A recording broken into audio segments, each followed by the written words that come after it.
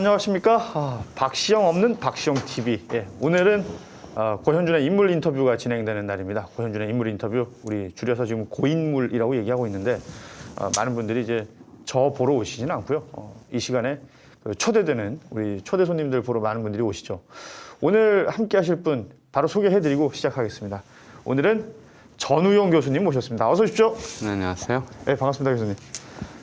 요즘은 바쁘십니까? 라는 질문을 받으시면 뭐라고 대답해 주시나요? 그런 질문 하시는 분도 별로 없어요. 없어요? 예. 뭐 저희 하는 일이 하기 나름이죠. 바쁘게 살려면 바쁘고 안 바쁘게 살려면 안 바쁘고. 어머니 돌아가신 지 이제 저 지난주에 49제 지냈으니까. 그러시군요. 그래서 좀 마음이 좀 허해서 한동안 안 바쁘게 지냈어요. 네. 뭐 지금 집안에 이제 애사가 있으신 부분을 말씀해 주셨는데 하루 일과를 좀 여쭤보면 어떻게 지내시나요? 제가 이제 필요한 연구하고, 그리고 이렇게 SNS, 페이스북도 좀 들여다보고, 그리고 저녁 때 운동하시고 하면서 이제 TV 드라마 같은 거 보고. 아, 그러세요? 예, 그럽니다. 텔레비전 많이 보십니까? 잘 안 봤었는데 네. 넷플릭스 가입하고 요즘 많이 봐요. 자, 저희 박시영 TV 출연은 사실은 처음이세요, 보니까. 네, 네. 뭐 이렇게 출연하셨으니까 카메라 보시고 우리 박시영 TV 시청자분들한테 인사 한번 부탁드립니다. 네, 박시영 TV에 처음 나왔습니다. 처음 나왔다고 말씀드리는 게 옳은지 아닌지 모르겠네요.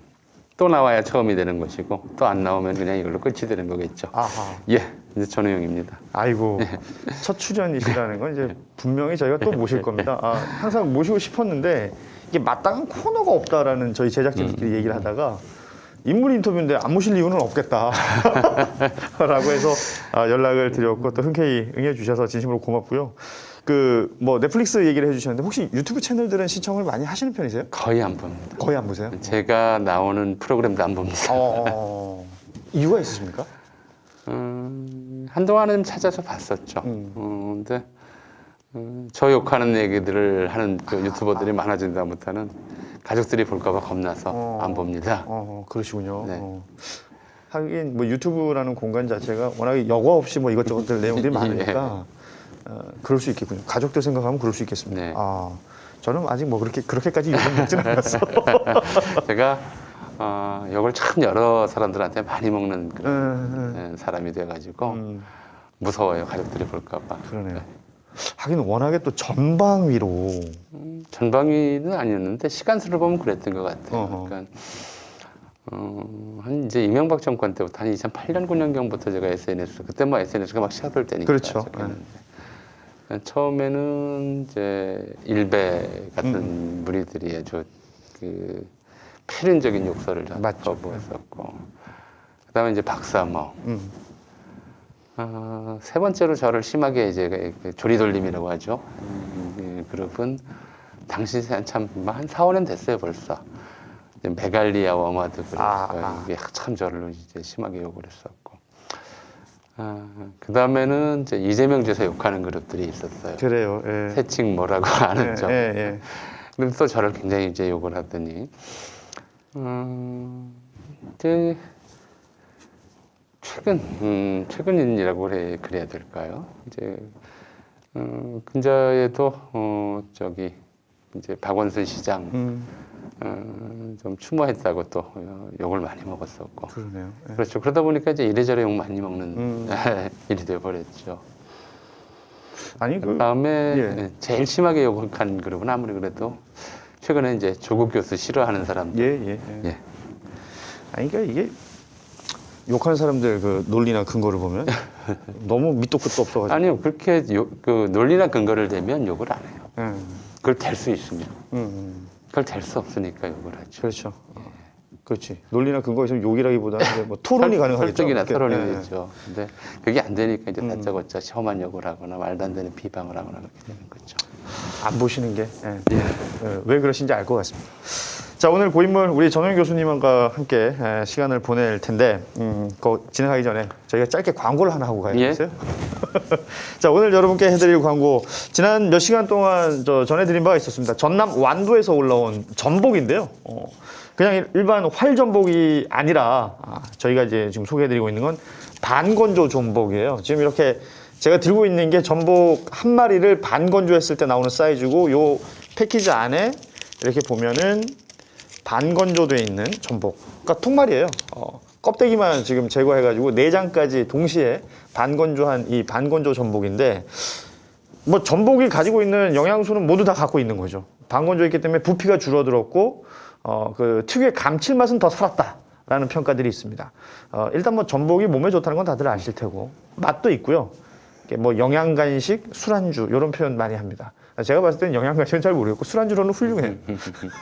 근데 전복 얘기하면은 좀 저희가 이제 가격 얘기를 안 할 수가 없는데, 전복이 워낙 또 비싼 식재료이기도 하고, 그래서 가격 얘기를 합니다만, 그래도 이 반건조 전복이 잘 안 나오는 이유도 이게 가격이 비싸기 때문이거든요. 그런데 박시영닷컴에서는 저희가 조금 더 저렴하게 제공하기 위해서 노력을 하고 있습니다. 반건조 전복 20마리, 그러니까 20미, 20미를 주문하시면 다른 쇼핑몰보다는 20% 저렴하게 지금 구입하실 수 있다는 걸 좀 알려드리고요. 그러니까 가격 보면 5마리에 29,000원, 10마리에 5만 원, 20마리에 89,000원, 절대 뭐 저렴한 가격은 아닙니다만, 이렇게 한 마리씩 패키징이 되어 있기 때문에 이번에 구입하셔가지고 뭐 냉동 보관이라든지 보관하는 방법은 굉장히 용이해요. 또 유통기간도 식품치고는 굉장히 긴 편이고요.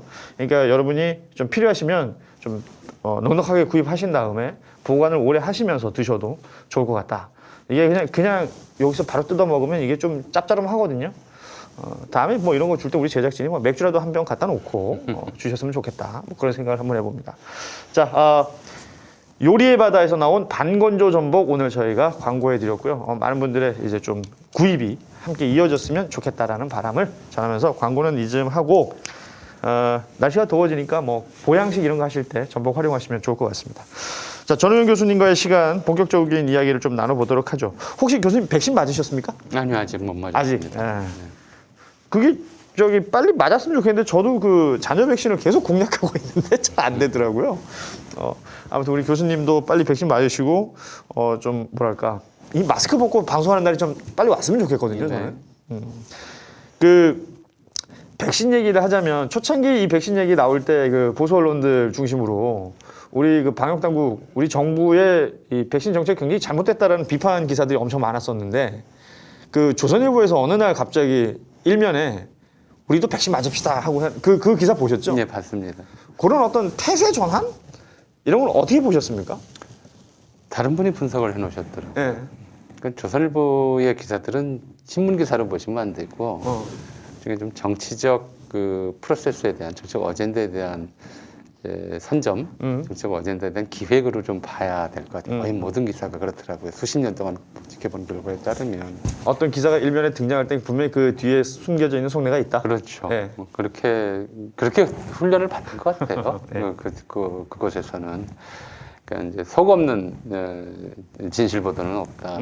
그 속내 없는 진실 보도는 없다, 이렇게 생각을 하는데, 좀 놀라울 정도의 변화죠. 스스로도 왜 이렇게 바뀌었는지는 해명도 안 했어요. 아, 그렇죠. 그럼 며칠 전, 이거 하루 전만 해도 비판하는 기사 그대로 쏟아져. 비판을 넘어서 이제 뭐 왔다 갔다 했죠. 왔다 그렇죠. 갔다 했지만 기본적으로는 백신 맞으면 위험하다라고 하는 정보, 그런 정보를 이제 확산하기 위해서 굉장히 많은 애를 썼죠. 많은 기사를 할애했고. 그렇습니다. 네. 이것은 맞지 말아라. 그러니까 대놓고 맞지 말아라고 쓰진 않았지만 맞으면 위험하다, 죽을 수도 있다라고 그렇죠. 하는 공포를 확산을 시키는데 굉장히 노력을 했어요. 그러기 위해서 이제 전략은 분명하죠.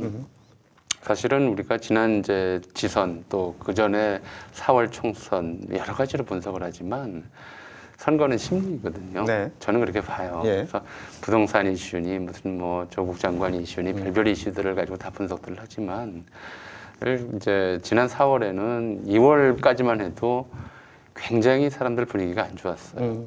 중국 다음으로 세계 2위 이제 발생 국가였었고, 숫자들이. 예, 그래서 숫자 자체로 보면은 이미 선거는 끝났다라고 이제 했던 분위기였었는데, 2월부터 이제 분위기가 완전히 반전이 되면서 우리가 방역을 굉장히 잘하고 있다고 하는 것이 세계적으로 알려졌고, 뒤에 이제 미국이나 유럽에서 엄청난 숫자의 그 환자들이 나오니까 그렇죠.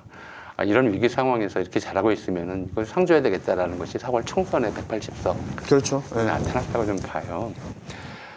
근데 이제 그 지난 지선 때는 특히 자영업자들의 저 방역에 대한 피로도를 넘어서서 이거 거의 뭐 생존의 위기에까지 그렇죠. 몰리는 예. 엄청난 고통이 이제 계속 누적돼 있었거든요. 그걸 풀어줄 만한 다른 뾰족한 수도 없었고 어허.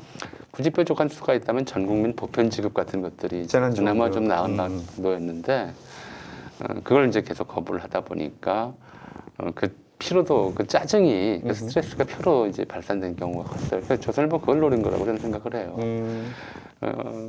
집단 면역이 올 연말 내년 초까지도 이제 이루어지지 않는다면 국민의 피로도 방역에 대한 피로도와 짜증은 계속 심해질 거고 이런 것들이 다음 대선에서 이제 조선일보가 지지하는 쪽에 유리하게 다 반드시 이제 작용할 것이다라고 판단을 했겠죠. 그게 결국 바꿔 얘기하면 이 정부의 어떤 실책을 계속해서 강조하는 거고. 그렇죠. 집단 면역이 안 됐다. 다른 나라는 마스크 벗었는데 우리는 뭐냐. 이런 얘기를 하고 싶었던 거죠. 예. 그런 얘기를 연말까지만 끌어갈 수 있으면 선거는 끝났다고 판단했었는데 예.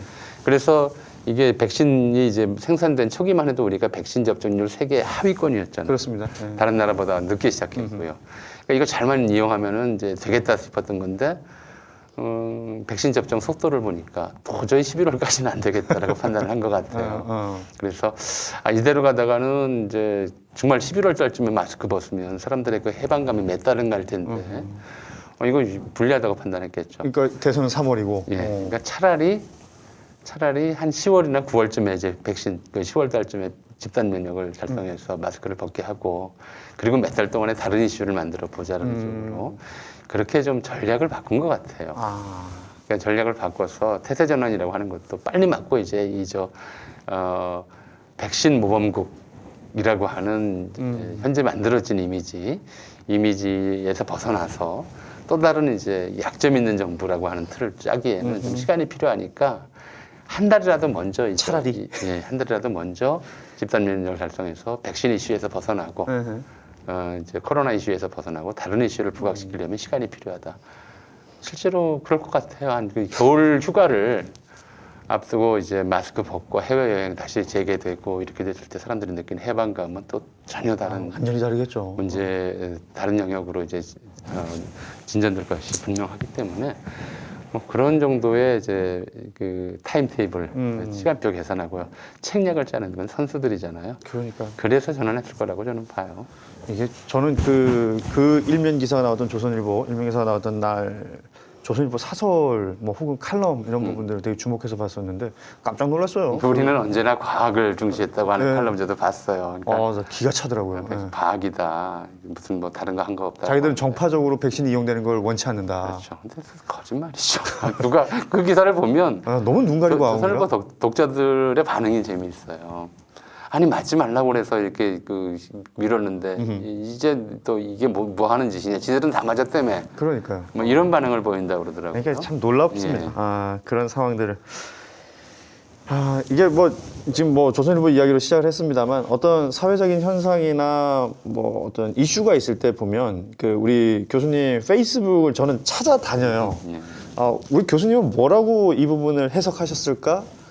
판단하셨을까? 이런 게 궁금하기도 하고 어떨 때 보면 내가 몰랐던 부분에 대해서 너무 시원하게 제대로 이제 설명해 주시기도 하고 교수님의 관점이 맞다 이런 것들이 있었지 내가 몰랐던 부분을 또 깨치게 해주시는 부분들도 있고 해서 저는 좀 찾아다니는 편인데 교수님은 어떠세요? 그러니까 우리가 다 알고 있지만 역사학자시고 사회적 그러니까 현안들 이슈에 대해서 어떤 자신의 의견을 피력하는 게 어떤 부분에서는 좀 손해 보는 부분도 있지 않으실까 생각은 들거든요. 손해는 굉장히 많이 봤죠. 뭐 이제 어떻게 좀 세속적인 관점에서 보자면 퍼거슨의 말에 가장 잘 어울리는 신뢰죠. 인생의 낭비이고 인생의 손해다. SNS는 예, 그 말이 맞아요. 뭐 피해를 본 게 뭐 이런저런 경제적으로든 아니면 이제 인간관계에서 피해를 본 게 한두 가지가 아닌데 뭐 이제 누적도 있으니 어쩔 수가 없죠. 어쩔 수 없고 그리고 제 말을 자꾸 정치적으로 해석하는데 그렇게 해석될 수밖에 없어요. 근데 저는 대체로는 역사적으로 봐요. 제가 역사적 글들을 주로 많이 써요. 네. 그런 거죠. 뭐. 근데 이제 제 역사적 관점이나 역사적 해석법이 어떤 정치적으로 좀 파장이 있다면, 그건 우리가 정치 현상을 역사적으로 보는 습관이 많은 분이 보는 습관이 안 들었기 때문일 거다. 별 얘기는 아니거든요. 아니 저는 그러니까 지식의 영역에서 말이죠. 예. 몰랐던 걸 알려주니까 요런 게 있었구나. 뭐 어떤 단어의 뭐 어원이라든지 아니면 역사적으로 이 물건은 이렇게 우리나라에 처음 들어왔다든지 이런 걸 하나씩 알아갈 때 되게 재밌었거든요. 예. 그리고 지금 일어나고 있는 현상을 역사적인 어떤 그 순간으로 뭐 대치한다든지 아니면 그 순간에서 지금 이루어지고 있는 일들에 대한 뭐 미래를 좀 유추해 본다든지 뭐 이런 재미있는 부분들이 많잖아요. 근데 말씀하신 것처럼 정치적 해석이라는 건 해석하는 사람들의 영역인데 네. 그게 교수님한테는 또 이렇게 불편하게 다가올 수도 있겠군요. 당연히 그렇죠. 어떻게 생각하십니까? 지난번에도 저희가 여기 뭐 다른 분들, 뭐 김민웅 교수님 모셨을 때도 여쭤보고 했었는데, 그러니까 소위 말하는 지식인들이 그 시대의 어떤 좀 역할 같은 게 있지 않습니까? 교수님은 그 부분에 대해서는 어떻게 생각하시나요? 지식이라고 이렇게 얘기하잖아요. 네. 왜 두 글자로 이렇게 쓸까요? 두 글자. 단어가 그냥 그렇게 만들기 싶어서. 이제 한자에서 지식이라고 하는 건 좀 구분된 개념이에요. 지화식은. 네. 이제 쉽게 말하면 지는 배우지 않아도 알 수 있는 것들이에요. 어허. 인간으로 태어나면 생이지지라고 하죠. 네네네. 이를테면 뭐 돌로 사람을 때려서는 안 된다. 이거 학교에서 안 가르치잖아요. 그렇죠. 교과서에 안 들어가 있어요. 그래도 알아요. 사람이니까. 그걸 모르는 자들을 무지막지하다 그러죠. 그게 지혜의 영역이고요. 그다음에 남에게 배워서 하는 것을 식이라고 그랬어요. 학습을 통해서 학이시습지죠. 그렇죠. 예, 학이습지 하는 것이 식의 영역에 속해요. 그러니까 지식인이라고 보통 이제 묶어서 그렇게 써버렸지만 이 식이라고 하는 것은 교류를 통해서 확장되는 거거든요. 어떤 한 영역은. 그건 지식인 자기가 이제 알기 위해서 공부하는 사람들은 자기가 아는 것들을 좀 넓게 확산해야 할, 널리 퍼뜨리고 검증받고 토론하고 그래서 지식의 범위를 확장시키고 또 새로운 지식을 만들고 이럴 의무가 있어요. 이제 그런 의무죠. 본래 의무를 안 하는 사람들, 자기들 내부에서의 이야기만으로 끝내는 사람들이 지식인에게 부과된 직업적 책무, 사회적 책무 뭐 이런 것들을 외면하는 행위라고 할 수 있겠죠. 그건 나는 지금 벌어지는 일들에 대해서 사람들이 이 점을 모르고 하는 얘기 같다. 이 점의 중요성을 간과하고 하는 얘기 같다. 이럴 때 좀 툭툭 내 알미 정확하든 안 하든 간에 또 검증받으면 되는 거니까. 네네. 그렇게 좀 던져서 사회적 의제, 토론거리들을 만들어내는 내가 공부한 바에 따르면 이러이러한 것이다. 그러니까 그 코페르니쿠스가 지구가 돈다. 이걸 자기 혼자 발견하고 알아내고 친한 사람들한테 말고 이거 비밀이야, 지구가 돌아. 이랬으면 세계가 바뀌겠느냐는 거죠. 뭐 바뀌더라도 훨씬 늦게 바뀌었겠죠. 안 바뀌죠, 사실은. 다들 갇혀 있으면. 이게 뭐 전파되지 않고 그 안에서만 있다가는 그것이 의심과 합리적 의심과 토론을 불러내고 그 합리적 의심과 토론을 통해서 그의 이론이 사실로서 확정되고 이런 과정을 거치는데 몇백 년이 걸리거든요. 이게 뭐 과학의 영역이든 뭐 역사 같은 인문학의 영역이든 같다. 마찬가지죠. 예. 그러니까 진실이라고 하는 것이 사실은 누가 봐도 명백한 진실은 많지 않아요. 네네. 인과학 영역에서는 그게 보통 나올 뿐이지. 그러니까 인문학이나 사회과학 영역에서는 이렇게 끝없는 토론을 거치면서 교정되고 정리되고 하면서 좀 더 진실에 가까워지는 그런 답들이 나오는 거죠. 그래서 답을 찾는 과정이고 답을 제시하는 과정이기도 하고 네네. 두 가지 다가 이 질문의 역할인 거죠. 그렇죠. 그 말씀해주신 내용 중에 제일 와닿는 건 그 소위 말해서 지식인들, 이게 남들보다 이제 공부도 많이 하고 그 뭐 어떤 특정 영역에 대해서 더 많이 아는 사람들이 자기들끼리 꽁꽁 숨어가지고 자기들끼리 얘기한다면 이건 하나의 카르텔이 될 수 있는 그렇죠. 거잖아요. 그리고 사실 또 그것이 그 알의 영역으로 만족감으로 그치면 좋은데 그것이 일종의 이제 상업적으로 이용된다면 굉장히 위험해지죠. 상업적 혹은 권력화될 수 그러니까 있는 이제 거죠. 지식 권력이라고 하는 것이 자본과 결합하면서 이제 폐쇄적으로 예. 이제 작동하게 되면 예를 들어 원자력이 안전한가 안전하지 않은가, 원전 폐쇄 정책이 옳은가 아닌가 이런 문제들에 대해서 어떤 지식을 우리가 형성하고 있는가.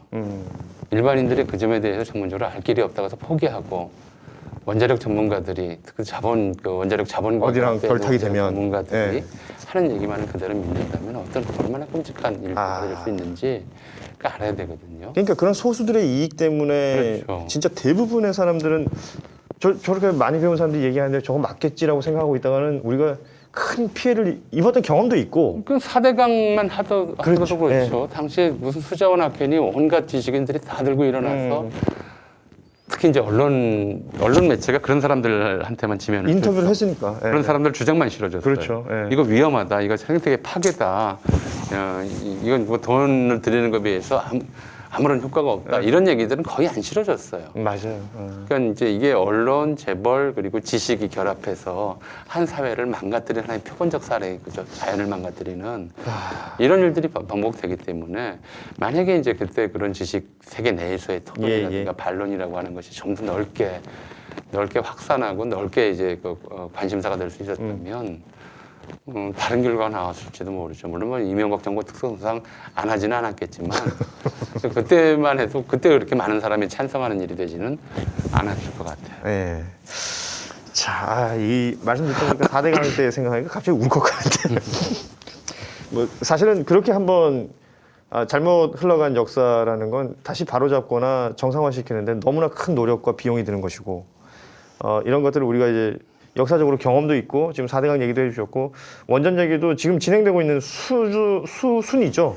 이런 과정 속에서도 제대로 좀 알아야 될 필요가 있다. 이런 생각이 갑자기 듭니다. 제가 최근에 그 교수님 페이스북 보다가 저희 제작진한테 우리 교수님 빨리 모셔야겠다라고 얘기했던 것 중에 하나가요. 역사책, 그러니까 국사책에서 배웠던 어떤 단어들이 뉴스 지상에 등장할 때 이걸 빨리 여쭤보고 싶다는 생각을 저는 종종 하는데 G7 회의가 있었고 여기에 이제 우리 대통령이 초청이 받아서 갔죠. 그리고 그 안에서 뭐 찍힌 사진이라든지 거기서 오고 갔던 대화라든지 이런 것들에 대한 다양한 해석을 하고 싶은데 언론 지상이나 포털에서는 잘 안 보였었고 상대적으로 이제 국민의힘 신임 당대표 자전거 출근 뭐 이런 것들이 더 기사가 많이 나왔으니까. 근데 거기서 이제 대통령이 그 이동하는 비행기 안에 썼다는 그 페이스북 글이 저는 굉장히 인상적인데 거기 보면 그러니까 예전에 헤이그 밀사라고 뭐 교과서에서는 저희는 배웠었는데 뭐 이준 열사 얘기를 언급하셨고 또 포츠담 회담에 대한 얘기도 언급을 하셨어요. 국사 시간에 배우긴 했는데 이것과 지금 우리가 이 G7과의 어떤 연결 이런 거 좀 해석을 해주면 더 직접적이고 더 재밌지 않을까 또 더 의미가 새롭지 않을까 저는 그런 생각을 했거든요. 일단 그 전에 지도자의 덕목 중에서 가장 중요한 것이 뭐일까? 이런 생각을 자꾸 이제 요즘 이제 그 얘기 많이 나올 때가 됐죠. 그렇죠. 우리가 역사를 어떻게 배우냐면 크게 보자면 시간을 구분할 때 시간을 이제 구분해서 표현할 때 이제 하나의 구조, 생활 양식, 의식이 장기 지속되는 어떤 시간대를 시대라고 그래요. 시대. 그래서 뭐 예컨대 이제 현대 근대 같은 경우 시대 구분법이라고 해서 인류사의 시대가 5개밖에 없었다. 그 수만 년 역사 중에서 네네. 뭐 이렇게 이야기하기도 하죠. 그리고 이 시대보다 조금 작은 단위를 이제 시기라고 그래요. 시기. 그러니까 우리 같은 경우에는 대략 이제 시대를 왕조랑 치환해서 몇백 년 단위로 쓰는 것이 이제 관행이 됐기 때문에 삼국시대, 고려시대, 조선시대, 뭐 그렇죠. 신라시대 그렇게 그렇죠. 얘기를 하니까. 그리고 그 단을 또 시기 구분해서 고려, 전기, 중기, 후기 시기 개념이죠. 근데 이렇게 쓰고 이제 그 다음에 좀 작게 나오는 부분은 이제 시기보다 더 작은 거는 보통 이제 국면, 그다음에 시절 뭐 등등으로 쓰기는 해요. 네. 시간 표현이 여러 가지가 있는데, 근데 그러면서도 동시에 또 시대라는 위상을 갖는 어떤 개념이 있어요. 그리고 세종대. 그렇죠. 세종세라고 안 해요. 영정조대. 그렇죠, 그렇죠. 거의 시대적 개념으로 한 통치자의 통치 기간을 하나의 시대라고 해요. 무슨 얘기냐? 이것이 하나의 역사적 단계 구분이라는 거예요. 그래서 이제 지도자는 어느 나라에서든 간에 가장 중요한 것이 자기가 맡고 있는 이 시점이 이 기간 동안 자기가 통치를 하고 있는 이 기간이 어떤 역사적 맥락에 있는 어떤 역사적 과정에 있는 것이고 그것이 어떤 과거를 딛고 어떤 미래를 향해 가는가에 대한 역사의식이에요. 역사에 관한 가장 기본적인 지식이 없으면 통치를 할 수가 없어요. 중요한 말씀이네요. 그게 핵심이에요. 네. 근데 이제 문재인 대통령이 이번에 가시면서 이 역사적 사례를 이제 언급을 하신 거죠. 굉장히 중요한 이제 지도자의 자질을 보여준 거다라고 하는데요. 사실 잘 모르거든요. 그렇죠. 그러니까 헤이그 밀사 얘기를 하셨지만 사실 이런 식의 이른바 국제회의, 국제정치, 국제 외교를 논하기 위한 여러 나라들의 집단적 회의가 처음 이제 개최된 것이 1899년이에요. 그해 올해 헤이그에서 그때도 만국 평화회의가 열렸고 26개 나라가 참석을 했죠. 대표들이. 네. 이 26개 나라들이 당시에는 이제 주요 국가들 거의 전부라고 보시면 돼요. 네. 그 중에서 한 3분의 1 정도를 열강이라고 불렀어요. 열강. 진짜 이 얘기도 많이 예, 들었는데. 세계 열강 그렇죠. 그러니까 여러 강한 나라들이라는 거예요. 뭐 보면 영국, 프랑스, 미국, 독일, 러시아, 스페인, 오스트리아, 이탈리아 정도 유럽에서. 네네. 그다음에 중국, 일본. 이제 1899년에는 일본은 못 끼어들었어요. 거의 끼어들 정도는 아니었지만. 그다음에 이제 뭐 저 오스만 터키 정도 이런 정도가 열강으로 꼽히던 나라에서 보통 10개국 남짓 이런 정도였고 이 열강 회의가 전 세계의 운명을 결정했어요. 당시에는. 그렇죠. 이제 이를테면은 뭐 아프리카는 네가 가져라, 아메리카 어디는 네가 가져라 하는 식으로 세계의 운명을 결정하는 것이 이런 열강들에 의해서 결정이 돼 버렸던 거죠. 네. 그리고 이 열강 회의 이제 그 1907년에 제 2차 만국 평화 회의 이것도 역시 헤이그에서 열렸는데 그렇죠. 여기에 이제 대한제국에서 여기 44개국이 참석을 했으니까 우리도 좀 끼어달라고 특사를 보냈던 거죠. 네. 그걸 우리가 헤이그 밀사라고 그러죠. 비밀리에 보냈다고 보냈으니까. 그러니까. 네. 이제 일본 을사능격으로 외교권이 박탈된 상황에서 빼앗긴 상황을 네. 봤으니까. 근데 이제 결국 회의 참석은 못했죠.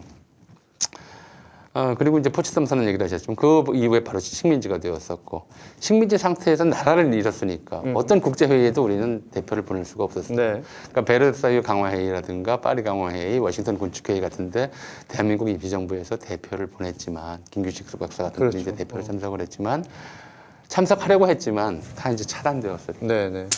공식적으로 우리가 어디 국제회의 대표를 보낸 적이 없어요. 포츠담 선언에서 한국을 거론된 것도 한국을 독립시킨다고 하는 것이 이제 거론됐던 것이고. 네. 그리고 이제 1948년 50선거 이후에 유엔이 승인하는 이제 한반도 유일의 합법 정부가 그 유엔이 승인하는 이제 정부가 되면서 유엔 가입은 못하고 당시 못했죠. 그렇지 못하고 남북한 동시 유엔 가입한 다음에야 이제 국제사회에서 아주 말석의 발언권을 얻었던 거죠. 그렇게 생각해보자 그것도 90년대예요, 그렇죠? 90년대죠. 얼마 안 돼요. 불과 이제 30년 전이죠. 근데 지금 G7이에요. 그러니까 예전에 19세기 말 20세기 초에 우리가 열강이라고 불렀던 세계가 바로 한 10개 남짓 되는 거죠. 거기에 확대 G7 플러스 3 이렇게 해서 이제 10개 나라 정도의 회의체가 이제 회의가 이루어졌고 거기에서 이제 발언권을 행사한 거죠. 우리가 뭐라고 하든 간에, 우리가 그렇게 인정을 하든 안 하든 간에, 인식을 하든 안 하든 간에, 사실은 제 기억으로는 네. 1960년대 말 70년대 그 전에 이승만 정권 때는 그런 얘기를 하지도 못했었고, 70년대부터 한국 국가의 목표, 국가적 어젠다는 선진국 되자는 거였어요. 그렇죠. 선진국 되자. 그리고 선진국이 되기 위해서는 지금의 고통을 참자. 박정희가 유신을 선포할 때도 내세운 명분이 선진복지국가를 이루기 위해서 선진복지국가예요. 선진복지국가를 이루기 위해서 한국적 민주주의를 하고 이런 독재 이런 그렇죠. 부자유한 상태를 이게 다 왜 이걸 감수해야 되느냐 한국인이 선진국민이 되기 위해서다라는 거였죠. 근데 지난 몇 년 사이에 이제 1인당 GDP가 이탈리아를 뛰어넘었고 구매력 기준 1인당 실질 GDP도 일본을 뛰어넘었고 지금 몇 년 사이에 벌어진 일이에요. 지금 이제 역사적 단계로 보면 우리는 그동안 개발도상국 시대를 끝내고 이제 개발국이자 선진국으로 진입했어요.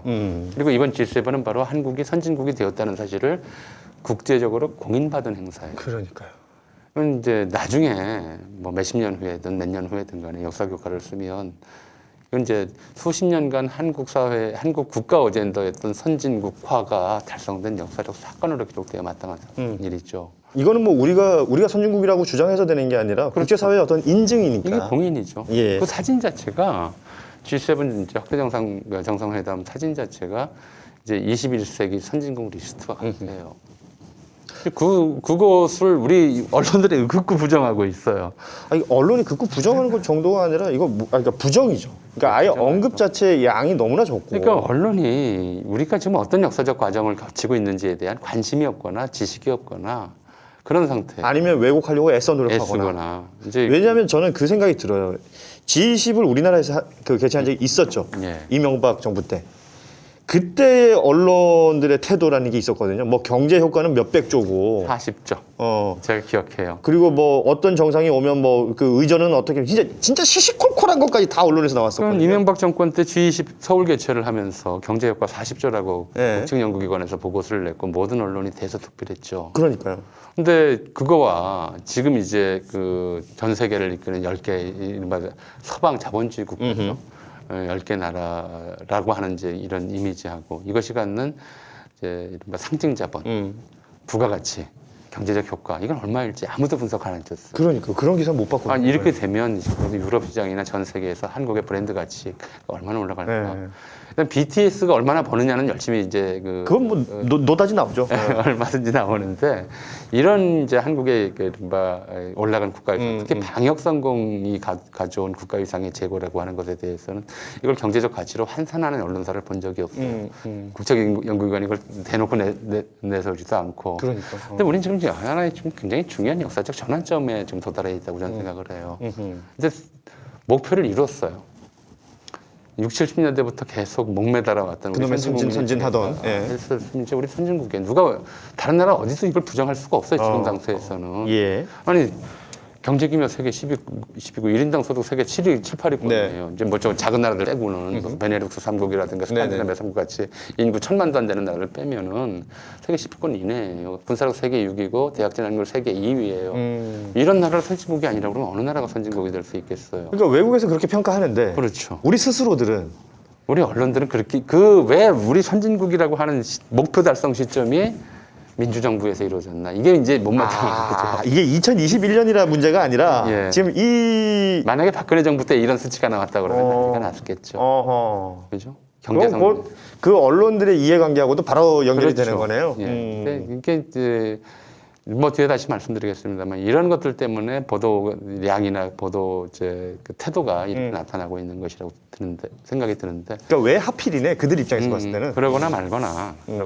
우리 스스로 이제 좀 그런 자의식을 가져서 그게 굉장히 중요해요. 왜냐하면 선진국민이 되기 위해서 우리 참아야 된다고 하는 일종의 이제 인내의 레토릭, 인내의 수사법에 익숙해져 있어요. 그들은 늘 그래 왔어요. 과거에 이제 식민지 시기에는 이제 일부 이제 그 나중에 친일로 전하는 민족 개량주의자들이 실력을 기르기 위해서 참아야 된다. 독립운동 당장 하지 마라. 이런 얘기들 했던 것이고. 예. 박정희 정권 때 내내 이제 전두환 정권 때까지 이어졌던 하나의 아주 쉽게 설득력이 있는 것처럼 받아들여졌던 사회적 담론은 선성장 후분배.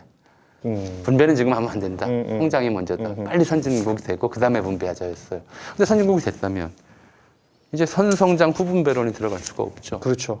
그리고 국민들 스스로가 이제 선진국 국민이 되면 어떻게 되는 거지? 예. 일주일에 40시간만 일해도 인간답게 살 수 있다. 심지어 직업을 잃어도 그렇죠. 인간답게 살 수 있다. 이런 거죠. 은퇴한 이후에도 그 노인 빈곤이나 이런 부분에 대한 걱정 없이 내 마지막 말년까지 난 편하게 살 수 있다. 이런 어떤 정서. 그렇죠. 예. 그러니까 이런 거예요. 내가 선진국민인데 왜 이렇게 살아야 되지라고 그렇죠. 하는 의식을 갖게 되면 그동안 쌓여져 왔던 이른바 후진국 스타일의 선진화하기 위해서 참아야 된다고 했던 이제 인내 강요의 논리가 깨져요. 그러면 그 기득권들은 그걸 굉장히 두려워하겠군요. 걱정하죠. 이게 그래도 이런 이유로 말 좀 듣게 해놨는데 말 안 듣는 국민이 될까봐 두려운 거죠.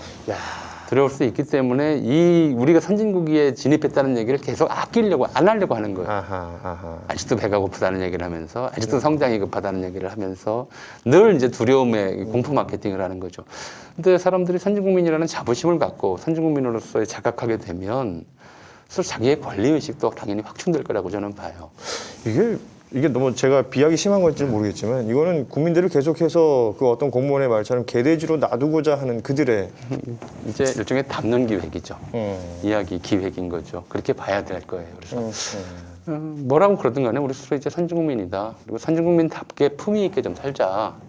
그런 요구를 이제 사회 전체를 향해서, 국가를 향해서 할 수 있는 때가 됐다. 저는 그렇게 생각해야 된다고 봐요. 그렇죠. 우리가 선진국민에 대해서 환상처럼 품었던 게 뭐겠어요? 그 사람들이 뭐 칼라 TV 본다, 뭐 고급 승용차 탄다 이거 아니었잖아요. 네네. 인간답게 산다는 그렇죠. 것이었어요. 어린아이들 노동 없고 이런 이제 인간답게 산다는 것이었는데 인간다운 삶에 대해서 우리 스스로 이제 우리가 그동안 고생해서 이뤄낸 것들이니까 누릴 수 있어야 된다라고 하는 것.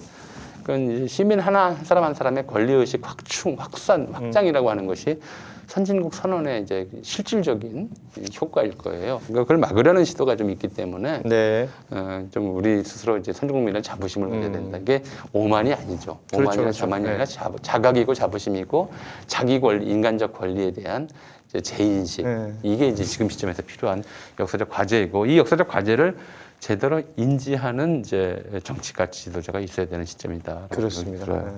이런 게 결과적으로는 이제 누가 그동안은 우리가 기대하기로는 언론이나 아니면 교육기관에서 이런 걸 잘 알려줘가지고 모든 국민들이 그렇게 자연스럽게 알아가고 그러면서 자신의 권리나 자신의 권한을 잘 찾기 위한 노력을 하면서 그러니까 뭐 민주적 담론으로 계속해서 성장해가는 어떤 이런 것들을 기대하는 건데 그걸 애써 안 알려주고 있고 어찌 보면 좀 잘못 알려주고 있는 부분들에 대해서는 우리 스스로 좀 제대로 알 필요가 있겠다 싶고 그러니까 말씀 중에 좀 갑자기 들었던 생각이 선진 국민이 된다는 게 뭐 경제적으로 뭔가 나아졌다고만 얘기하는 거 요것만은 아니라는 거잖아요. 그렇죠. 예. 인간적 권리, 인간적 의무에 대해서 좀 더 넓은 범위 내에서 서로 소통하고 교류하고 양해하고. 네. 일단 우리가 뭐죠 이제 그 영국의 젠틀맨십이라든가 프랑스의 똘레랑스라든가 이런 거 얘기하잖아요. 독일의 책임, 네. 그 역사에 대한 책임 이런 얘기를 하듯이 뭔가 한국다운 가치들을 좀 만들어낼 때가 된 것 같아요. 이게 저 역사 얘기를 하면 가장 그 인기 있는 역사 파트 아까 뭐 시대 뭐 시기 이런 것들 나눠주셨는데 인기 있는 역사 파트 그러니까 사극으로 봤을 때 조선시대 역사를 많이 하고 그리고 최근에는 또 하나 많은 분들이 관심사고 또 제가 알기로는 좀 젊은 역사학자들이 가장 열심히 공부하고 있는 분야들 중에 하나가 이제 일제 강점기 혹은 그건 연구 별로 안 해요. 아 그래요? 제가 그쪽을 연구하는데 어. 가장 인기 없는 부분. 아 그래요? 분야예요. 저는 왜 이런 생각을 하냐면 조선의 말, 그러니까 이제 을사내기가 그 시기 즈음을 두고 새로운 어떤 문학 작품이나 뭐 이런 것들이 계속해서 나오는 거를 우리는 오히려 더 쉽게 느끼는 것 같거든요. 근데 그게 저는 좀 궁금한 게 그때의 피해를 입으셨던 분들, 일제 강점기 때, 뭐 대표적인 게 이제 우리 위안부 피해 할머니들도 있을 테고. 일제 강제징용병들에 대한 피해 내용도 있을 테고 이런 것들이 지금도 어디까지나 조금 남아 있기 때문에 이거는 좀 더 관심을 갖고 봐야 되는 게 아닌가 싶은데 이게 최근에 이 강제징용 피해 판결이 하나 나오면서 많은 분들이 뭐 피가 거꾸로 쏟는다 뭐 이런 표현들도 하시더라고요. 아 그렇죠. 이게 왜 말씀드리냐면 이 얘기를 하면서 이게 우리나라 사법부 재판부에서 내린 판단이기 때문입니다. 네. 그리고 그 해당 판사의 실명이 거론되면서 이 해당 판사를 뭐 비토하는 여러 가지 그 게시물들 저도 봤는데 이번 판결을 보시면서 어떠셨습니까? 왜냐하면 그 앞에 대법원 판결이 있었는데도 불구하고 이런 판결이 나왔단 말이에요. 네. 지금 그냥 포괄적 소감 말씀. 일단은 그게 먼저 듣고 싶고요. 좀 디테일한 것도 좀 여쭤보고 싶은 건 있어요. 편하게 얘기를 하죠. 네. 일단 이제 두 가지만 좀 얘기를 할게요. 첫째로는 어떤 한 시대가 끝나도 그 시대 의식이 바로 소멸하진 않아요. 네. 그건 이제 역사의 일반 법칙이라고 네, 보시면 돼요. 그러니까 노예제 시대가 끝났지만 끝난 지 벌써 120년, 그렇죠. 130년 됐지만 아직도 사람을 노예로 취급하는 시선 관점은 남아있어요. 타인을 노예처럼 대하는 관점. 그리고 왕조 시대가 끝났어도 자기가 왕이거나 귀족이라고 생각하는 사람들의 의식은 남아있어요. 그렇죠. 이런 것들이 청산이 돼야 그 시대가 완전히 정리가 되는 거거든요. 그러니까 역사의 청산이라고 하거나 역사를 바로잡는다고 하는 건 사실은 저는 불가능해요. 사실 지나가는 일을 어떻게 청산할 수 있겠어요. 청산한다는 것은 지나간 시대를 지배했던 의식은 청산할 수가 있어요. 네. 근데 시대 자체를 청산할 수는 없고 예. 다 남아있는 지나간 과거니까. 그러니까 의식의 청산을 청산이라고 불러요. 근데 그러니까 해방된 지 70년이 훨씬 넘었지만 여전히 식민지 시대에 살았던 지식인들의 이른바의 식민지 엘리트 의식은 살아있어요. 일부에서. 네. 게다가 이것이 우리가 사법적으로든 역사적으로든 정치적으로든 단죄된 역사가 없어요. 그렇죠. 이걸 잘못이라고 이제 규탄한 적이 없어요. 우리 사회는. 오히려 그렇게 살아온 사람들이 잘 살았다는 평가를 받는 경우가 더 많았죠. 호가호식했죠, 사실. 예, 잘 살아온 사람들이라고. 자, 이 판결은 아주 간단해요. 헌법을 부정한 거예요. 헌법을 부정했다. 대한민국 헌법은 유구한 역사와 전통에 빛나는 우리들 대한국민은 3.1운동으로 건립된 대한민국 임시정부의 법통과 4.19 민주이념을 계승하고 이렇게 시작합니다. 대한민국이라고 하는 나라는 3.1운동으로 건립된 대한민국 임시정부의 법통을 계승했어요. 3.1운동 이후는 이제 그전에도 좀 다른 얘기지만 그전에는 이제 대한제국이 망한 상태였지만 결국 일본의 통치는 불법이라는 걸 전제로 하고 있어요. 그렇죠. 일본의 식민 통치는 불법이었다는 걸 전제로 갖고 그것이 불법으로 전제가 돼 있기 때문에 일본의 실정법을 위반했던 독립운동가들이 전부 한국의 건국 공로자로 또 훈장을 받는 재판 거고. 훈장을 받고 있는 거예요. 그 일본의 한국 그 지배가 합법이었고 그 합법적 상황에서 이루어졌던 일본의 모든 통치가 합법이었다고 한다면 독립운동은 전부 불법이죠. 그분들은 범죄자가 됐겠죠. 당연히 범죄자죠. 일제시대 범죄자 판결을 받았고 그걸로 끝난 거예요. 재심이 안 돼요. 근데 대한민국을 다 재심해서 일본이 강도죄로 집어넣었던 치안유지법 위반으로 집어넣었던 내란죄 소요죄로 집어넣었던 간에 그렇게 해서 사형을 시켰던 무기징역을 선고했던 간에 다 재심을 해서 독립유공자 1등급, 2등급 해서 포상을 했어요. 그렇죠. 그게 우리의 헌법의 그게 기본 우리 정신이고. 헌법 정신이에요. 예. 근데 이 사람은 우리 헌법 정신을 근본적으로 부정했어요. 아, 그렇구나. 일본의 식민 통치를 합법으로 전제를 해버린 거죠. 그렇지. 그들의 법적 권리를 그렇죠. 계속 강조하더라고요. 일본의 식민 통치와 식민 통치와 관련된 것들의 법적 권리가 국제법상 올바른 것이고 정당한 것이고 그 정당한 권리 행사로 인해서 나타난 피해에 대해서는 일본 기업은 배상할 필요가 없다는 거냐? 그 일본 기업에 배상을 청구할 수 없다라고 요구할 수 없다고 지금 판결이 나온 내린 거죠. 그러니까 전제 자체가 그래요. 반헌법적인 그 의식을 가지고 있는 거죠. 그러네. 이런 부분들을 우리 우리가 왜냐하면 한국인들이 공유해야 되는 것이 우리 헌법적 약속이란 말이에요. 근데 이 말씀을 듣고 싶었던 거예요. 우리 교수님이 이런 말씀이 명쾌하게 있어야 이 판결이 왜 잘못됐느냐라고 우리가 어디 가서 이제 소주 한잔 먹고 얘기할 때라도 이 판사는 우리 헌법의 가치를 무시한 거다. 무시한 게 아니라 위배한 거다. 완전히 부정해 버렸어요. 반헌법적 발상이죠. 그렇죠. 우리 헌법은 국제법이 어떻게 설명을 하든 일본에서 어떻게 주장을 하든 간에 우리는 대한민국의 비정부 건립으로 그 법통을 이어받았고 그렇습니다. 예. 식민지 시대에 일본의 모든 통치 행위를 부정하며 거기에 저항하던 행위를 우리 건국의 동력으로 인정한다는 것이 우리 헌법의 정신이잖아요. 그렇습니다. 이거 아주 중요한 부분이네요. 그러면서 이 판결문 보면 계속 나오는 게 이제 1965년 한일협정이라는 게 나옵니다. 그러니까 이런 어떤 말하자면 이건 제가 이해한 게 맞는지 모르겠는데 말하자면 사인 간에 어떤 계약을 한번 맺었는데 그 계약의 근거가 남아 있으니까 지금 와서 이걸 뭐 뒤집어 까는 뭐 다른 요구를 할 수 없다 이런 식의 논리 아닙니까? 대법원 판결이 뭐였어요? 그 대법원 판결 내용을 뒤집은 것들 자체의 발상 자체가 아주 좀 기가 막혔어요. 기가 막히다. 왜냐하면 이 65년 한일 협정은 국내에서는 이것이 굴욕 협정이라고 해서 엄청난 그렇죠. 반대 시위가 있었고요. 왜 MB도 그때 자기도 대모했대. 계엄령으로 이제 반발 여론을 잠재우고 했어요. 예. 쟁점은 뭐였었냐면 식민지 통치 기간 동안에 우리가 입은 물적, 심적 피해가 어느 정도였느냐에 대한 계산 문제였어요.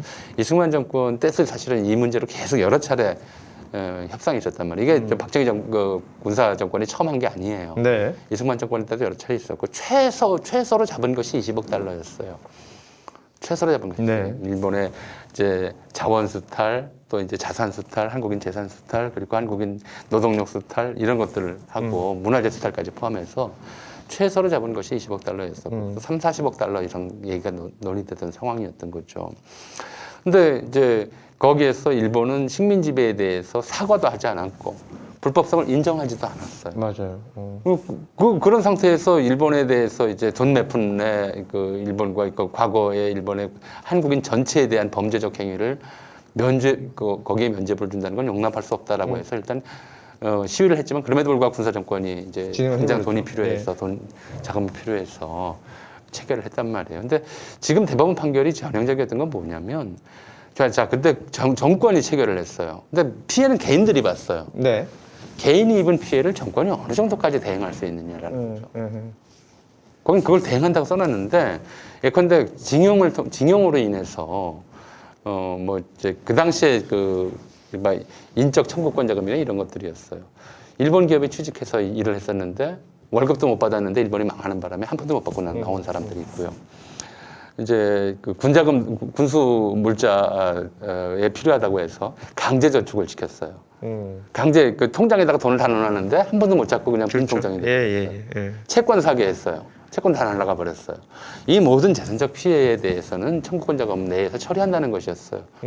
근데 그것이 이제 일본이 합법적으로 수행한 일들에 대해서는 청구권 자금으로 처리하는데 일본 정부나 기업이 불법적으로 행한 행위들에 대해서는 어떻게 할 것이냐. 그건 얘기한 바가 없어요. 네네. 그건 양도할 수 있는 권리가 아니다. 그래서 대법원이 지난번 판결은 이제 이런 미불 임금 부분에 대해서는 이미 청구권 자금 문제로 해결이 된 것이지만 그가 끌려가서 일본인들에게 이제 인종차별, 학대 이런 거 받은 행위들은 이건 일본 법으로도 이제 안 되는 행위인데 그렇죠. 그것이 실존했으니까 거기에 대한 청구권은 남아 있다는 것이었어요.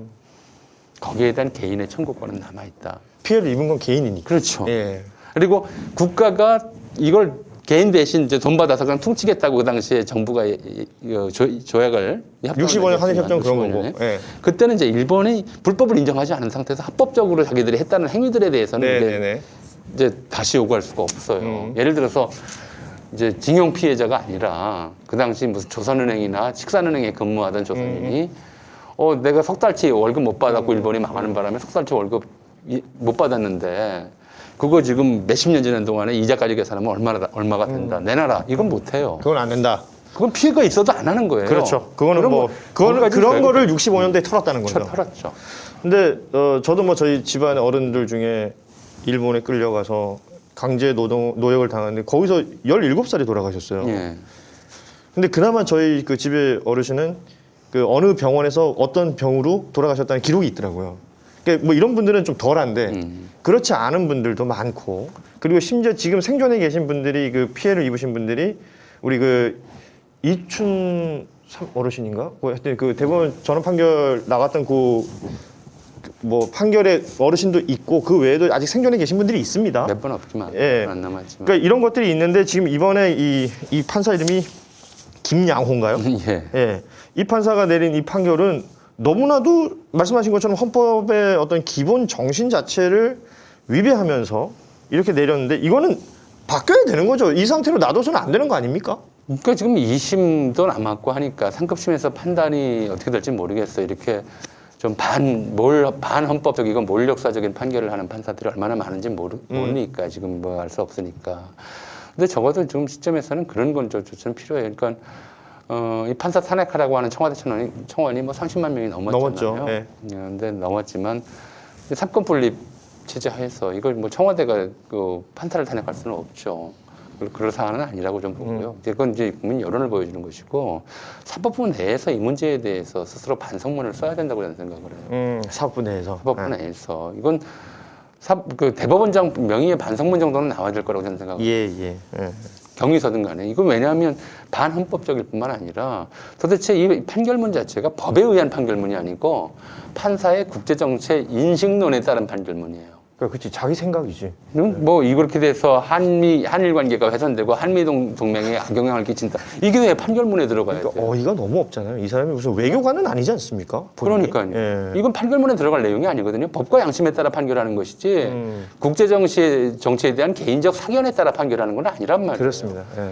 전 독재 정권 시절에 이런 일 굉장히 흔했어요. 예를 들어서 소파가 있었지만 예, 주둔군 지휘 협정이 그렇죠. 됐지만 미군 범죄적으로 사회적 문제가 된 것들이 한두 건이 아니거든요.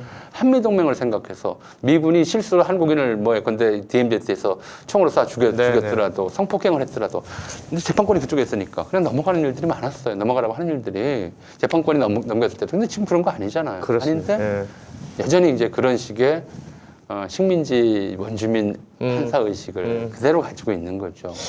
아무튼 제가 오늘 전용 교수님 모신 건 진짜 잘한 것 같습니다. 그러니까 어떤 일이 있을 때 이게 도대체 뭐 갖고 내가 따져야 되지? 나도 근거가 있어야 되는데라고 할 때 바로 이런 게 필요한 거예요. 이건 이 판사는 헌법 자체를 부정하고 어긴 거다. 예. 시간이 왜 이렇게 빨리 가죠? 여쭤볼 게 많은데. 그냥 뭐 요새 워낙에 이슈가 되고 있는 인물들이 있으니까 인물들에 대한 평가를 우리 교수님께 짧게 좀 한번 여쭤보겠습니다. 일단은 가장 요새 뭐 언론지상에 많이 거론되는 사람이 국민의힘의 이번 신임 당대표가 된 이준석 당대표인데 이 인물에 대해서는 어떻게 평가하십니까? 평가할 자료가 별로 없죠. 자료가 없다. 저한테는 이거 뭐냐면 저는 꼭 그런 느낌이에요.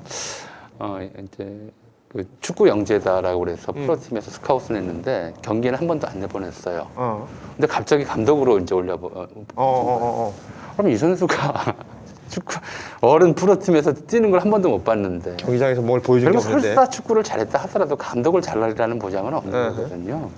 근데 감독을 안 쳤어요. 이제 봐야죠, 뭐. 이제 감독으로서 어떻게 이제 선수들을 지휘하는지 정말 이제 말도 안 되는 지휘법을 하는지. 뭐 그래서 이제 이 프로팀, 국민의힘이라고 하는 프로팀은 이제 이준석 감독이 역량에 따라서 달라질 것인지 아닐 것인지가 좀 결정될 거기 때문에 미리 뭐 좀 언론에서 무슨 뭐 큰 변화가 일어날 것이고 뭔가 좀 세대 교체가 이루어지고 정치가 달라질 것이라고 얘기하는데 그게 긍정적으로 달라질 것이라고 장담할 수는 없는 거니까 좀 지켜볼 필요는 있을 것 같아요. 지켜봐야 된다. 네. 자, 윤석열에 대해서는 어떻게 판단하십니까? 박력 있는 사람이라고 생각합니다. 박력? 박력. 우리가 군사 정권 시절 박력이라는 단어가 한국어에 편입된 시점이 1930년대예요. 30년대. 그전에는 박력이라는 단어를 쓴 적이 없어요. 아, 그래요? 예. 박력은 일본어예요, 사실은. 이제 밀어붙이는 힘이라는 뜻이죠. 추진력하고 굉장히 비슷해요. 네네네. 근데 이 단어가 왜 1930년대 편입됐냐면 이제 일본이 침략 전쟁을 하면서 이제 한국인들 중장기적으로 이제 군대로 끌고 갈 계획을 세우죠. 그러면서 보병의 덕목을 강조해요. 시키면 물불 가리지 않고 돌진하는 그게 이제 박력이에요. 돌격 앞으로 했을 때 돌격 앞으로 했을 때 주저하지 않고 앞으로 나가는 힘이 박력이에요. 그건 쫄병의 미덕이에요. 장군은 박력을 가지면 안 돼요. 그렇지. 박력은 유연해야 돼요. 장군은 후퇴할 때를 알아야 되고 전략적인 타격 지점을 알아야 되고 그런 게 박력인데 그 윤석열이라는 인물은 박력 있는 사람이다. 박력 있는 사람이라서 어떻게 보면 군으로 치자면 대위나 서령 정도는 참 잘할 것 같아요. 돌격대. 잘하는 사람인데 장군이 되면 안 되는 사람이에요. 자, 이 사람이 검찰총장이 된 다음에 이번이 검찰총장이 된 다음에 어떤 수사들을 했느냐. 그 수사가 우리 사회를 긍정적으로 바꾸는데 어떤 결과를 빚었느냐. 예를 들어서 조국 교수의 사모펀드 자녀 입시 관련 수사, 표창장 수사를 통해서 우리 사회 강남의 이른바 교육문화 풍토가 바뀌었느냐. 하나도 안 바뀌었거든요. 그렇죠. 부자들의 행태는 전혀 안 바뀌었어요. 네네. 그리고 무슨 뭐 울산시장 무슨 선거 예비국 수사라고 해서 이게 실체가 나온 것도 아니지만 이런 게 뭐가 이제 우리 사회 긍정적인 변화를 이끌어냈느냐면 하나도 없어요. 그 앞서 남의 지시를 받고 수사를 했을 때에는 나름대로 열심히 해서 성과를 거둔 게 있었어요. 그렇죠. 자기가 지휘하는 위치에 있게 되니까 그 자기가 수사를 지휘해서 얻어낸 성과는 뭐냐면 하나밖에 없어요. 윤석열이 대선 후보된 거. 자기가 대선 후보가 된 거. 자기 자신을 위해서 자기의 권한을 쓰는 그런 케이스가 되겠죠. 예컨대 이런 사람이 이제 장군이 돼서 지휘를 한다면 그렇죠? 전쟁의 승리를 위해서 저 지휘를 하는 게 아니라 훈장 따기 위해서 지휘를 하게 된다면 이건 얘기가 달라지는 거예요. 이거는 엄청난 사람들이 피해를 보겠죠. 그래서 소령이나 대위까지는 잘할 텐데 그 위로는 불안하다라고 이제 봤던 거는 이런 거예요. 그러니까 그 윤석열 씨가 검찰총장으로 있으면서 이뤄낸 검찰의 성과가 뭐냐, 우리 사회에 미친 긍정적 변화가 뭐냐 이걸 따져봐야 돼. 한 일가를 이제 풍비박산을 내고 나서 뭔가 우리 사회가 긍정적으로 나아진 게 있느냐? 음. 아무것도 없어요. 그러네요. 검찰 수사를 통해서 이루어낸 유일한 성과가 윤석열을 본인을 대통령 후보로 본인이 만드는 대통령 후보가 된 것이라는 거죠. 음. 좀 이제 그 앞서 이준석 씨에 대해서도 비슷한 이제 위구심이 있는 것이 그런 거거든요. 선수로서는 어떨지 모르겠다. 그것도 이제 누군가의 지시를 받고 연습 필드에 뛸 경기하는 때는, 예. 연습 경기하는 이제 그 후보 선수로서는 어떨지 예. 모르겠다. 근데 감독으로서는 예. 뭐 아직 검증된 건 없지만 비슷한 결과가 나올 가능성도 있다. 뭐 이렇게 좀 생각이 돼요. 아주 굉장히 재미있으면서도 뼈 때리는 지금 평가를 해주고 계십니다.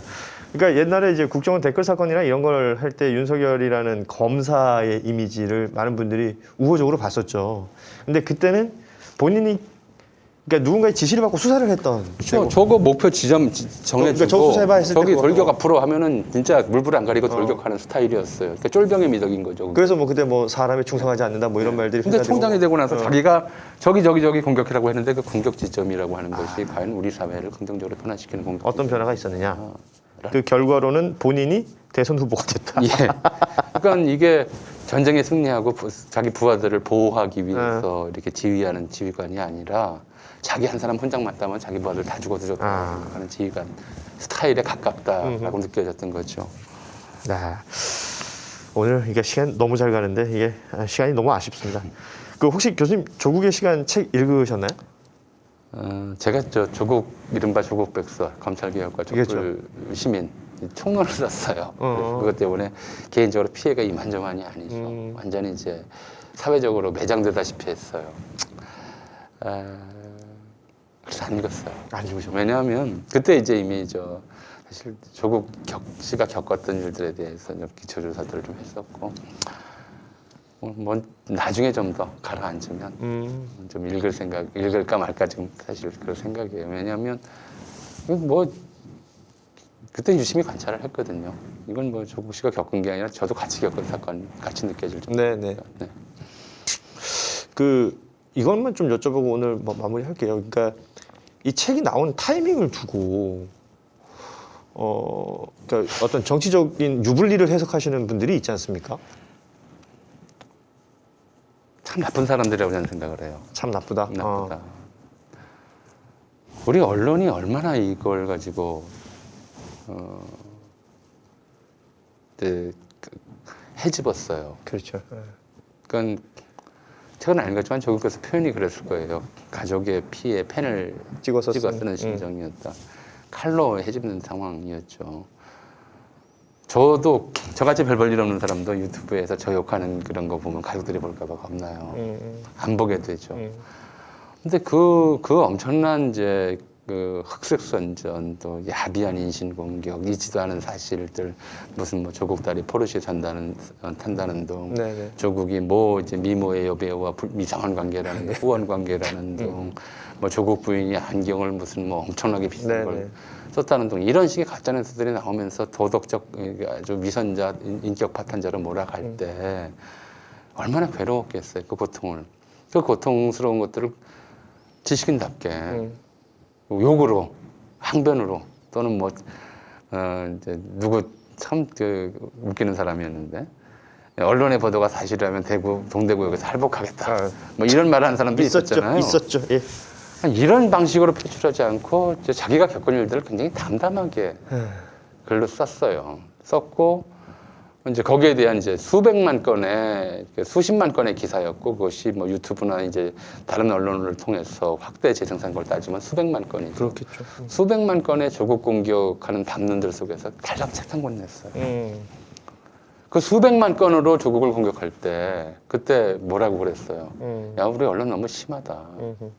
이렇게 한 사람이 그것도 무슨 뭐 권력형 비리로 드러난 것도 아니고 10여 년 전에 이명박 정부 시절에 자녀 교육하면서 이명박 정부가 만들어준 프로그램대로 진행한 걸 가지고 이렇게 심하게 달라붙고 이게 좀 너무 심한 거 아니냐는 얘기를 누가 했어요.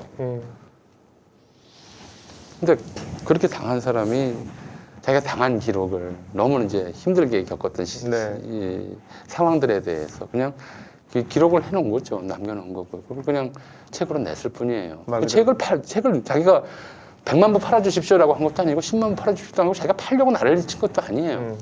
책을 산 사람들은 다른 사람들이죠. 그래요. 예. 일반 시민이 샀어요. 그러면 이건 조국을 욕한 게 아니고 일반 시민들을 욕하는 거예요. 왜 조국 책을 사주느냐라고 욕하는 거죠. 정치인이 할 얘기가 아니죠. 오히려 이제 그 점에 대해서 이제 이 조국의 이 시간을 읽어보고 나서 우리 언론이라든가 우리 검찰이 어떤 일들을 했는지에 대해서 우리 함께 좀 성찰하는 시간을 가지면 좋겠다. 이게 맞는 표현이에요. 왜 피해자한테 2차 가해를 하냐고요. 실제로 이 사람은 자기가 피해자라고 느끼고 있는 사람이잖아요. 그렇죠. 그리고 그가 입은 피해에 대해서 그가 잘못을 저질렀다고 쳐도 그 잘못보다 수백 배, 수천 배, 수백만 배의 피해를 본 사람에 대해서 거기에 대한 공감 능력도 없으면 정치를 못하죠. 해서는 안 되는 거고요. 그렇습니다. 아주 뭐 오늘 명쾌한 대답, 명쾌한 말씀 너무나 고맙습니다. 오늘 전우영 교수님 모신다고 했더니 그 커뮤니티 등에 교수님 관련해서 뭐 재밌는 얘기들이 많았었나 봐요. 어떤 분들이 그 혹시 수염 길러보시는 거 어떠냐 뭐 이런 질문들도 해주고 그러셨는데 요즘 뭐 그러니까 댓글이나 이런 것들 때문에 잘 안 보신다고 하니까 저희가 오늘 여기서 한번 전해 보는 겁니다. 수염을 예전에 조금 기르셨던 것 같기도 한데. 아니요, 길러본 적이 그래요? 없어요. 왜냐하면 내가 본 게 그게 아니었나? 아니요, 수염 길러본 적 없어요. 그래요? 항상 똑같은 모습이셨나요?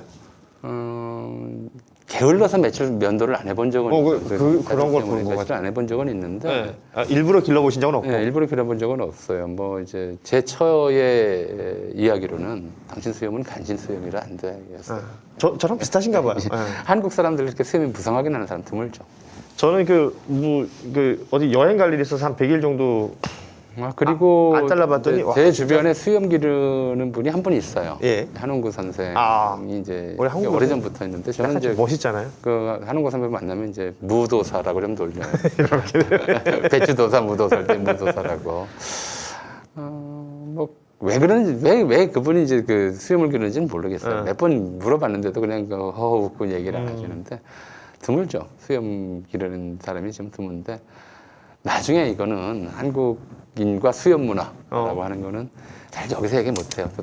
좀 저라면 좀 재밌는 기회에 뭐 그런 얘기도 한번 그래요? 그것도 얘기거리가 많은가 보네요.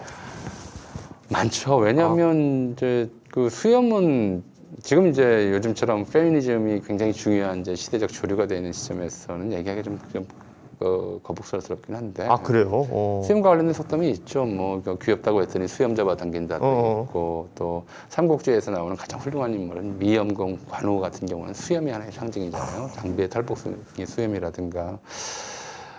한국 사람은 옛날부터 이제 수염이 뻣뻣하냐 아니냐를 가지고 이 사람이 문인 스타일이냐 무인 스타일이냐 이걸 가지고 나누기도 했었고요. 옛날 저는 수염 그러면 역사적으로 그 정중부 수염 불태운 거. 예. 그러니까 이제 무인들이 이제 수염이 이렇게 좀 무성하게 잘 나면 이제 무골이다라고 많이들 얘기를 했었어요. 야 이거 시간 없는데 재밌는 얘기가 너무 많네요.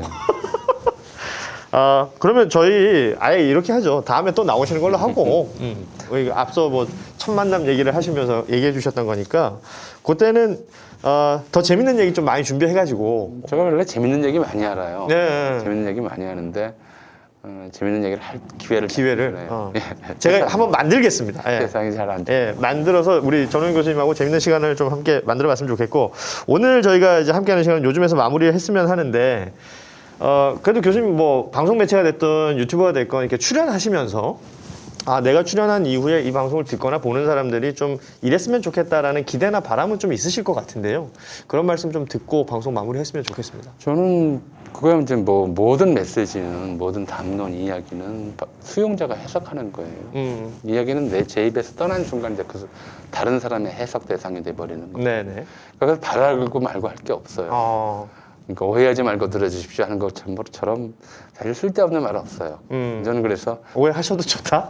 아니 그럴 수밖에 없어요. 세상 누구나 자신의 어떤 기준으로 보니까. 그리고 제가 제일 싫어하는 이렇게 표현하면 좀 그렇지만 글 쓸 때나 말할 때 설까 말 이걸 앞에다 들고 하는 사람들은 잘 안 믿어요. 그 말을 하는 순간 신뢰도가 떨어져요. 이런 솔직히 까놓고 말해서 이렇게 시작하면 그럼 다른 말은 다 솔직하지 않다는 거네 이렇게 들려요. 그래서 솔직히 까놓고 말해서 이걸 앞에다 이렇게 전제하고 말하는 그 이후의 말들은 오히려 거짓말 같이 들리는 게 있어요. 그래서 이제 그거는 제가 따로 부탁은 안 드려요. 근데 주로 이제 이렇게 방송이나 유튜브에 나왔을 때 뭐 이것도 이제 편집 대상이니까 녹화니까 그렇죠. 그렇지만 편집할 때 좀 자르지 말아주십시오. 앞뒤를 다 잘라버리고 이건 조선일보 수법이잖아요. 그렇죠. 말의 맥락을 잘라버리고 단어 사용 하나만 가지고 탁 튀어서 어, 이걸 보도 보면 분명히 자기가 한 말의 일부이긴 해. 거짓말이라고 하긴 어려워요. 그렇죠. 근데 앞뒤 맥락을 잘라버리면 전혀 다른 말이 되거든요. 근데 이렇게 하는 건 참 악랄한 수법이에요. 네. 악랄한 수법이라서 그런 방식의 편집만 없기를 바랄 뿐이죠. 아 이거 오늘 제목 나왔네요. 무편집 무삭제 전우용 편. 예, 여러분 오늘 함께 하셨습니다. 아, 우리 교수님 오늘 시간 내주셔서 고맙고요. 네. 저희가 그렇게 길지 않은 시간 안에 다시 한번 모시겠습니다. 꼭 나와 주시길 바랍니다. 예. 오늘 고현준의 인물 인터뷰 고인물 전우용 교수님과 함께했던 시간이었습니다. 굉장히 명쾌하고 또 의미 있고 말미에 재밌는 이야기가 더 있다는 걸 오늘 남겨주셨기 때문에 더욱더 기대가 되는 시간이었습니다. 함께 해주신 여러분 고맙고요. 저희가 또 고인물은 매주 목요일에 방송되는데 목요일 또 다른 인물과 함께 찾아오도록 하겠습니다. 여기서 마치겠습니다. 고맙습니다. 네, 감사합니다.